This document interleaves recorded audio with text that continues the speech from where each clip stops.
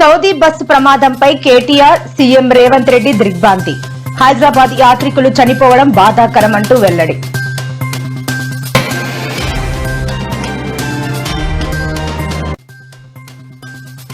నేడు తెలంగాణ కేబినెట్ భేటీ, స్థానికంపైనే పలు కీలక నిర్ణయాలు తీసుకుంటున్నట్టు వెల్లడి.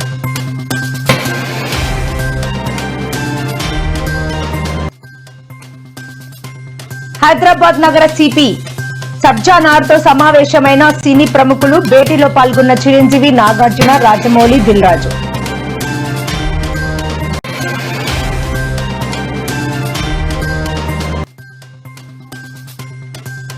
బాలకృష్ణపై సంచలన వ్యాఖ్యలు చేసిన అంబటి రాంబాబు. మాజీ సీఎం జగన్ ని సైకో అనడం తప్పు కదా అంటూ మండిపాటు. ఏపీ రైతులకు గుడ్ న్యూస్ చెప్పిన ప్రభుత్వం. అన్నదాత సుఖీభవ నిధుల విడుదల తేదీ ఖరారు చేసినట్టు వెల్లడి.